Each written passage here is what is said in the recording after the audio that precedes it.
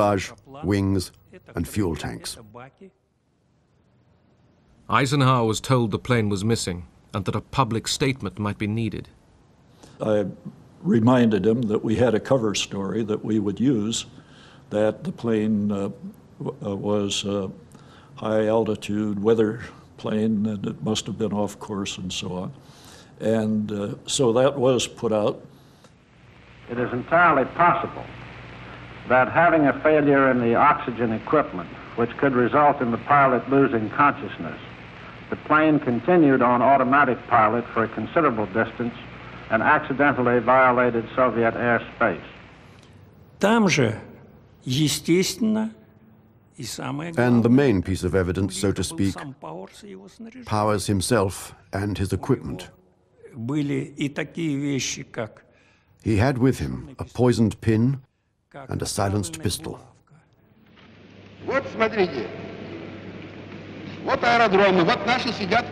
Khrushchev sprang the trap and having us in it, said we not only have the plane, we have the pilot, and it wasn't a plane that was off course, it was on course. It was not a high-altitude weather plane, it was a spy plane, and we know all of that, and demanded an apology from the United States.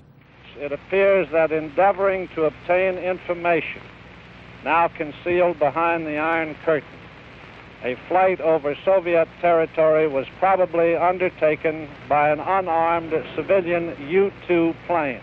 Khrushchev gathered us around him, and he said, look, we're going to take a very tough position because otherwise our public simply will not understand. We'll have to make a statement saying that the president should apologize, should punish those responsible for those flights, and should say that they will not be repeated any longer. 2 weeks after the shoot-down at the long-awaited Paris summit, Khrushchev, furious that Eisenhower wouldn't apologize, stormed out.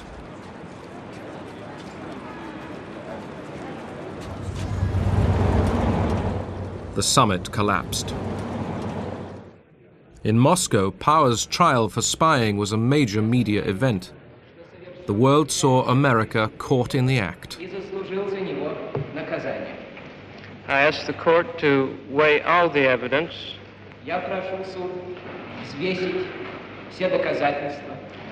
and take into consideration not only the fact that I committed the crime,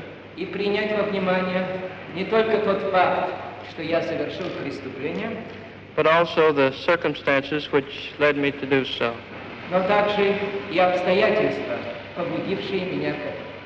Powers got 10 years imprisonment. Khrushchev feared the U-2 flights had exposed his claims of missile superiority as bluff.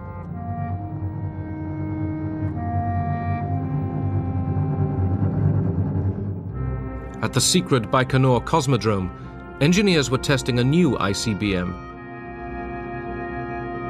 In charge was Marshal Nadilin. There was a rush to create a new missile. Orders are orders. Everybody worked on orders. Particularly as Nadilin kept a close eye on this work. He stayed there for a whole month watching the work. He just sat on a fold-up chair in front of the rocket and kept hurrying people. Quicker, quicker.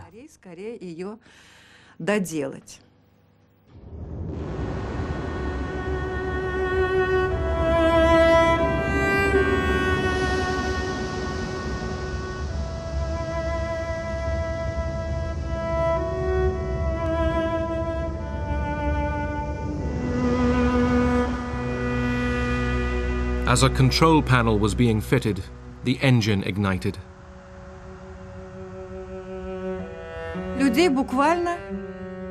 People were licked by a tongue of flame. People fell like burning torches from the top of the rocket. Those close to the rocket died in no time at all. There was virtually nothing left.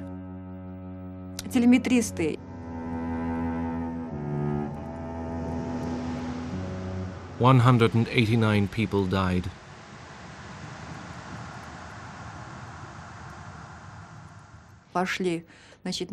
When people from our department went to help, all they could find of Marshal Nodelin was his Marshal's star. In America, the missile program was at last in top gear.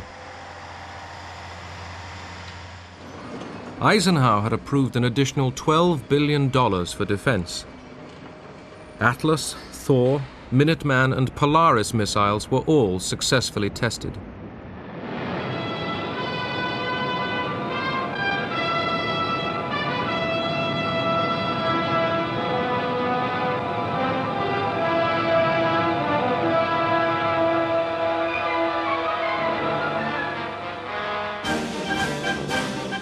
In 1961, the bands played for a new president. Throughout his election campaign, John F. Kennedy attacked the Republicans on their weak stance on communism, and in particular, for the missile gap he claimed Eisenhower had let develop. Kennedy promised that his defense experts would sort out the problem. I hardly knew the difference between a nuclear weapon and a conventional weapon. But my introduction and indoctrination was swift because a major element of the election campaign that President Kennedy had just won was the charge by the Democrats, including President Kennedy, that Eisenhower had left a missile gap, that the Soviets had been permitted by inaction on the part of the U.S. to build up a superior nuclear missile force. So clearly, my first responsibility as Secretary of Defense was to determine the degree of the gap and initiate action to close it. And it took us about 3 weeks to determine, yes, there was a gap, but the gap was in our favor. Although behind in the missile race, Russia still had a card to play: Yuri Gagarin. From about 5 o'clock in the morning, I kept thinking, now they're waking him up. Now he's getting dressed, being fed. Now he's getting on the bus on his way to the launch pad.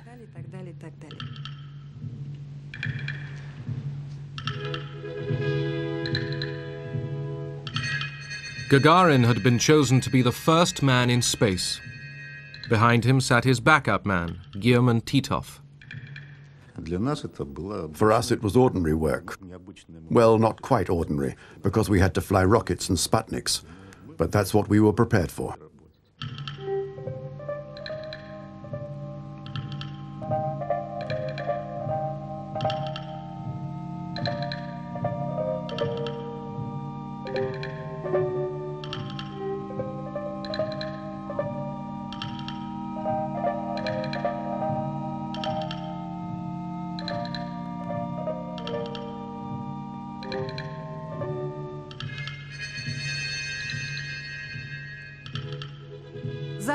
We could see the launch very well.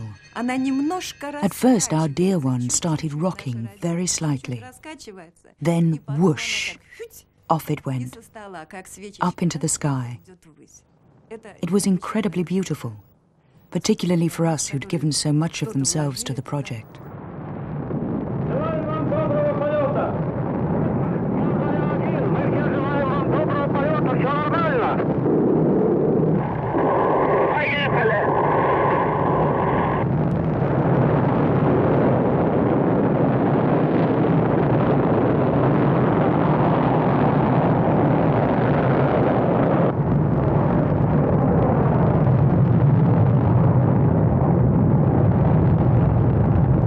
Часов 7 минут по московскому времени я услышал свист и все нарастающий гул. Почувствовал, как гигантский космический корабль задрожал всем своим корпусом и медленно, очень медленно оторвался от стартового устройства. Было трудно пошевелить рукой. Я знал, что это состояние продлится недолго, пока корабль наберет необходимую скорость и выйдет на орбиту вокруг Земли. Земля сообщила, прошло 70 секунд после старта. Я ответил, понял вас, все хорошо.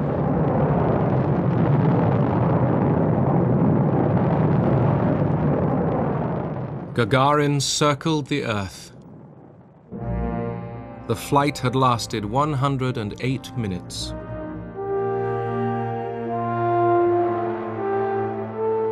He arrived back to a hero's welcome.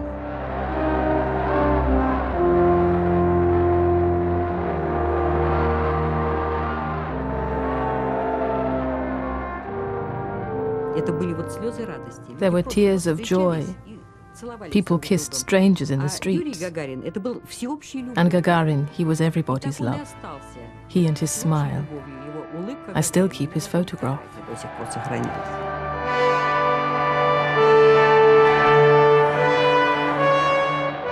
His achievement delighted every Russian and the world.